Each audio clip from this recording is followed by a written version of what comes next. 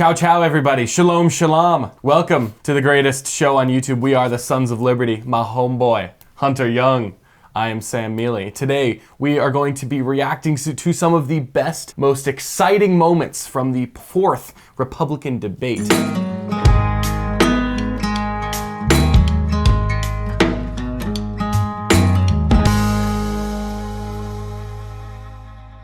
They said there was going to be a big red wave. It was going to be monumental, and that crashed and burned. The one place it didn't crash and burn was in the state of Florida. They weren't predicting that I would win the way I did, and I won the greatest Republican victory in the history of the state of Florida. I'm looking forward to Iowa and New Hampshire. The voters are going to be able to speak, and we're going to earn this nomination. And here's what we need. I am sick of Republicans who are not willing to stand up and fight back against what the left is doing to this country. You've got to be willing to stand strong, and you've got to be willing to beat these people. I'm the only one running for president that has beaten these people on issue after issue. We beat the teachers' unions when we did school choice. We beat Fauci on COVID. We beat George Soros when we removed 2 of his radical district attorneys. We beat the Democrats on election integrity. I have delivered results. That's what we need for this country. And you have other candidates up here like Nikki Haley. She caves anytime the left comes after her, anytime the media comes after her. I did a bill in Florida to stop the gender mutilation of minors. It's child abuse and it's wrong. She opposes that bill. She thinks it's fine and the law shouldn't get involved with it. If you're not willing to stand up for the kids, if you're not willing to stand up and say that it is wrong to mutilate these kids, then you're not going to fight for the people back home. I will fight for you and I will win for you. That was good, Igar. He didn't even get asked about transgenderism right away. He didn't give the moderators a chance to not ask the question, which is good sure. that he was, because that's been his biggest win culturally with the cultural issues. And I think that's what people in Florida have supported him for, and people all around the country know him for. For sure, yeah. They know him for being tough on these cultural issues. Even a lot of Republicans, people like Nikki Haley and Chris Christie up on this stage specifically, they're afraid to actually make a moral stance that on issues like transgenderism and abortion. No, less so abortion, but more transgenderism. Talk to Chloe Cole. She went through this. Now she's an adult. She's warning against it. She may never be able to have kids again. That is what Nikki Haley opposed. She said the law shouldn't get involved in that. And I just ask you, if you're somebody that's going to be the president of the United States and you can't stand up against child abuse, how are you going to be able to stand up for anything? That. Yeah, I think that's good to say. You don't get an out. This isn't something that you get to, just say, oh, we won't really talk about it. This isn't an issue that we're going to touch. Like, this is blatantly wrong, blatantly against God's created order. This is blatantly against everything that is human. Yeah. Mutilating kids. That's just something you should be able to stand firm on and not cave to the media. You can't. Elizabeth, look, this is the problem with the first 3 debates. Ron gets asked a question and he doesn't answer it. Your question was very specific. You said, would you send American troops as commander-in-chief? And he went on to this minute and 30-second hosanna about his knowledge of the military and what we need to do, and didn't answer your question. Look, when you're president of the United States, you're not going to have a choice whether to answer that question or not. Your generals, your Secretary of Defense, your Secretary of State, your National Security Advisor are going to present plans to you. They're going to look at you and say, do we go or don't we, Mr. President? And you can't give a 90-second speech about your military service, as laudable as it is. Would you send American troops in to rescue those hostages? Absolutely. If they had a plan which showed me that we could get them out safely, you're damn right I'd send the American Army in there to get our people home and get them home now. And I'll answer that question directly. Thank you, Governor. I think we got to give Christie a little bit of credit for that answer. I think because he's so dislikable. He is dislikable. It's hard to give him generosity, so but he was right. DeSantis was asked about whether he would send troops into Israel to save the American hostages that are there. There's still, I think it's 8 American hostages in Israel. 8. And DeSantis kind of gave like a general answer about Israel and Hamas and the whole thing, and just say yes or no. Yeah. I think he was right, and I agree with Christie there that if you can get those hostages out with a military operation, you do it. So foreign policy experience is not the same as foreign policy wisdom. I want everybody at home to note that I was the first person to say we need a reasonable peace deal in Ukraine. Now a lot of the neocons are quietly coming along to that position, with the exceptions of Nikki Haley and Joe Biden, who still support this, what I believe is pointless war in Ukraine. And I think those with foreign policy experience, one thing that Joe Biden and Nikki Haley have in common is that neither of them could even state for you 3 provinces in eastern Ukraine that they want to send our troops to actually fight for. Look at that. This is what I want people to understand. These people have, I mean, she has no idea what the hell the names of those provinces are, but she wants to send our sons and daughters and our troops and our military equipment to go fight it.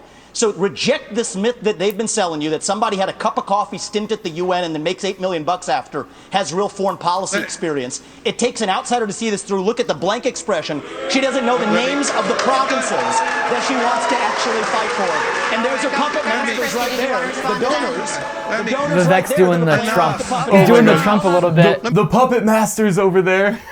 Yeah, but in terms of what he's actually saying, I think that's what I think he's standing up for the average American right here. I mean, the average 38-year-old in America has seen what the U.S. did in Iraq and in the Middle East, and they don't want that again in the Ukraine. Yeah. And I think that's just the obvious thing. They don't want people sending our kids to die who literally, like he said, they don't know. They say they tout experience. They think that they know better than the average American, but the average American doesn't really care about Ukraine, to be honest. They don't.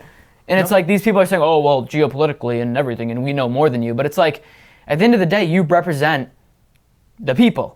And if the people don't want a war in Ukraine, you can't send them. There's nothing you can do about that. Yeah. Yeah. But the issue is they're going to argue and say, well, the people do want it because your elected officials have voted, even Republicans, to send billions and billions of dollars to Ukraine. That's the issue, is that in a way, we have constitutionally sent money to Ukraine. Here's my issue with all 3 of my other colleagues on this debate stage.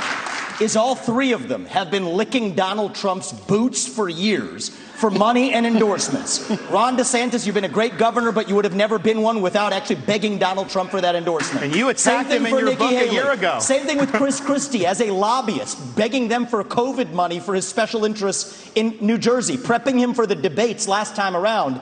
These people are now Monday morning quarterbacking some decision he made. I think the real enemy is not Donald Trump. It's not even Joe Biden. It is the deep state that at least Donald Trump attempted to take on. And if you want somebody who's going to speak truth to power, then vote for somebody who's going to speak the truth to you. Why am I the only person on this stage, at least, who can say that January 6th now does look like it was an inside job? That the government lied to us for 20 years about Saudi Arabia's involvement in 9/11? That the Great Replacement theory is not some grand right-wing conspiracy theory, but a basic statement of the Democratic Party's platform. That the 2020 election was indeed stolen by big tech.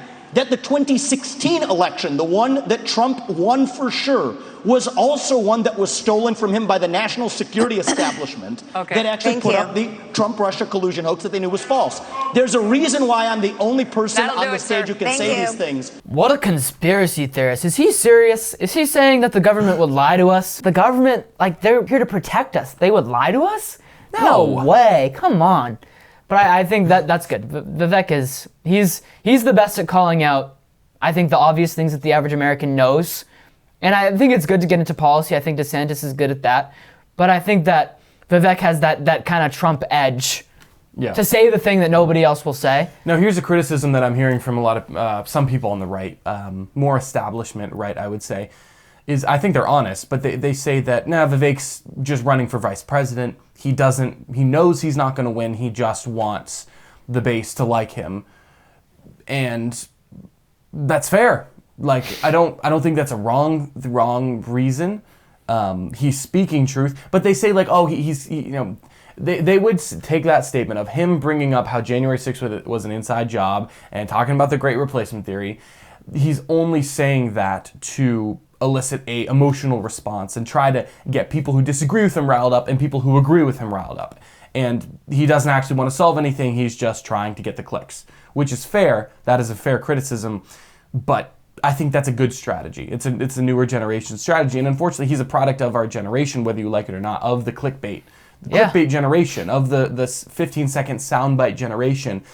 I don't think that's necessarily a bad thing if you're able. He's been able to shift the Overton window, you could say, on how young people are actually seeing politics. Whether they agree with him or disagree with him, you have to respect his conviction and his willingness to, and in his words, speak truth to power. People who we elect to run the government are not the ones who are even actually running the government. It is the bureaucrats in those three-letter agencies that are writing regulations that Congress never gave them the authority to write. And the good news is, a U.S. president can absolutely fix that. That takes a U.S. president with a spine. So what I've said is, in my administration, by the end of year one, we will have a 75% reduction in the number of federal bureaucrats. We will shut down government agencies that should not exist.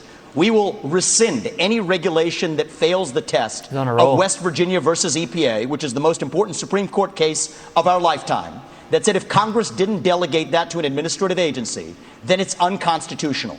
These are seismic changes. These are big changes that the next president can deliver without asking Congress for permission or for forgiveness. And I want people to understand that distinction, because people have been sold myths by politicians for a long time saying, I'm going to work with Congress to do this or that. Much of what you've heard on the stage from the other politicians fit that description. They need Congress. The things that I'm promising you, this is what the leader of the executive branch gets to do under Article 2 of the Constitution. Thank you, sir. Cut down the bureaucracy. Well, that's how we grow our economy and put the Federal Reserve in its place. This is part of the crypto discussion. No. 90% Mr. headcount reduction at the Fed. You're out of time. We can debate all these things we want, but at the end of the day, we're not going to get anything done if we don't take out the fourth branch of government, which is the bureaucracy.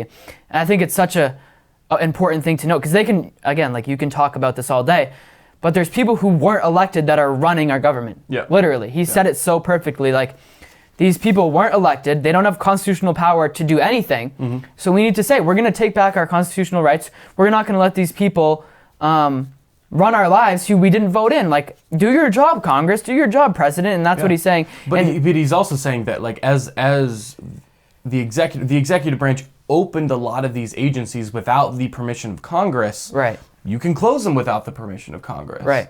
Governor Christie. You do not favor a ban on trans medical treatments for minors, saying it's a parental rights issue. The surgeries done on minors involve cutting off body parts at a time when these kids cannot even legally smoke a cigarette. Kids who go from puberty blockers to cross-sex hormones are at a much greater likelihood of winding up sterile. How is it that you think a parent should be able to okay these surgeries, never mind the sterilization of a child? And aren't you way too out of step on this issue to be the Republican nominee? What a question. No, I'm not. Because Republicans believe in less government, not more. In less involvement with government, not more in government involvement in people's lives. And you know what, Megan? I trust parents. And we're out there saying that we should empower parents in education. We should empower parents to make more decisions about where their kids go to school. I agree. We should empower parents to be teaching the values that they believe in their homes without the government telling them what those values should be. And yet we want to take other parental rights away. I'm sorry. As a father of 4, I believe there is no one who loves my children more than me. There's no one who loves my children more than my wife. There's no one who cares more about their success and health in life than we do. Not some government bureaucrat, you look at these jokers down in Congress. It takes them 3 weeks to pick a speaker, and up until 2 days ago, they couldn't promote somebody in the military in the United States Senate who earned their new rank. And we're going to put my children's health and my decisions in their hands for them to make those decisions, for Joe Biden to make those decisions, for me and for my wife. Let me just say this. This is not something I favor. I think it's a very, very dangerous thing to do. But that's my opinion as a parent, Megan. And I get to make the decisions about my children, not anybody else. Cool. So what about, cutting private parts off children's? That's fine though, right? Yeah, totally. That's what we're talking about. Parental rights, baby. Parental rights to, yeah, that makes a lot of sense, Chris Christie. Makes a ton of sense. Very emotional, very, very heartfelt. Very good. No, let's keep going on this, because Megyn Kelly doesn't let him get away with it, which is pretty cool. You do not have drinking by a certain age. Let me tell you something. I have a follow-up question. Look at Megyn Kelly. You guys are going to get to weigh in. Okay? Here's my follow-up question. You talk about parental rights. Let's talk about them. When you were governor in 2017, you signed a law that required new guidelines for schools dealing with transgender students. Those guidelines required schools to accept a child's preferred gender identity, even if the minor's parents objected. Not true. And it said that there is no duty for schools to notify parents if their son or daughter changes their gender identity, allowing this serious issue to remain a secret between the school and a child. How is any of that pro-parental rights? By the way, that's simply... She said, oh, really? Oh, parental rights, you say, Chris Christie. When I saw that, I flopped on the floor. I was like, no way she just did that to him. Absolutely obliterated him. That was... Oh my God. That's journalism, right? I mean, that's journalism right there. That's... Whatever you want to say about Megyn Kelly, she right there... Dang. I don't think it gets any better than that. That was awesome. right there. Wait. You could see it. She knew what he was gonna say. She was like, hold on, Ron DeSantis. Hold on, Vivek Ramaswamy. Like, don't worry. I got a question. Almost like winking, like, don't worry. We got... I don't think you could do that any better than that. Shout out Megyn Kelly. That was awesome. That was awesome. And the cool thing is that she went after everybody like that. Like, she was fair to everybody. Now, fair to everybody in that she asked tough questions of everyone. Like, she went after Vivek talking about Trump and some certain things that would cause some friction there. Like, she poked at the sore spots and with every single candidate to try to, I don't know, elicit the truth. So. And Christie is obviously out of step. He's tried to play it off as like, no, we're for parental rights. Cool. And it's like, no, this is a common, on both, if there is a unifying issue, it's this. Yeah. I think most Americans agree that all this stuff is BS. Yes. So, Chris Christie, nice try. Given first name, Nimarata, even though she's gone by Nikki for her whole life. Well, my whole deal is if Nikki Haley, of all people, should know how to pronounce my name correctly, the rest of the news media can learn it. My deal is I'll call her Nikki when she can say my own name right. That's our little fun side bet there. Here's what I will say is deeper. I don't question her faith, but I question her authenticity. And I think that's deeper here. We were just talking about the trans issue. This is a symptom of a deeper cancer in American life, identity politics. This new religion that says your race, your gender, and your sexuality are your identity. It is anti-American. It is meritocratic. It's anti-meritocratic, and it is dividing this country to a breaking point. And I've spoken about this to the left. My books are all about this. I've preached this to the left, but it's even worse when Republicans try to play the same game. We're talking about that trans issue. And Nikki Haley's campaign launch video sounded like a woke Dylan Mulvaney Bud Light ad talking about how she would kick in heels. At the first debate, she said that only a woman can get this job done. That's what she said. After the third debate, when I criticized Ronna McDaniel after 5 failed years of leadership of this party and criticized Nikki for her corrupt foreign dealings as a military contractor, she said that I have a woman problem. Nikki, I don't have a woman problem. You have a corruption problem. And I think that that's what people need to know. Nikki is corrupt.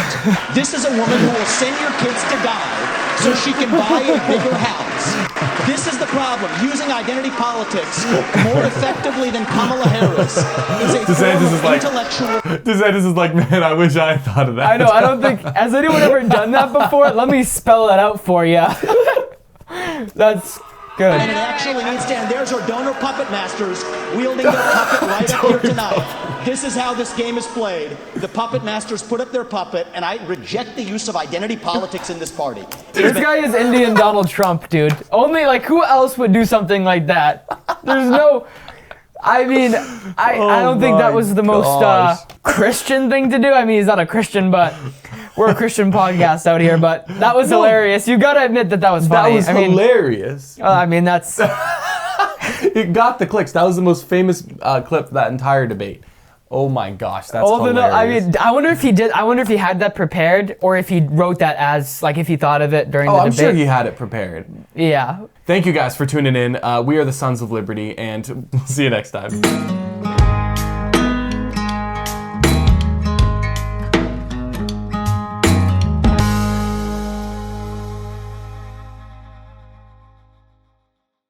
Do you need a pen? I realized I don't have one. What do I need a pen for? I don't know. I just...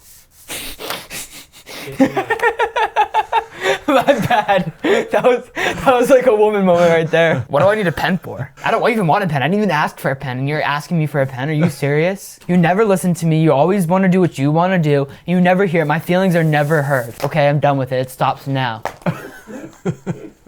Stop. stop mansplaining to me why I need a pen. Okay? Have I said my piece? You're clear, darling. We're clear. Don't darling me. There's no darling here. Do I sound like darling to you right now?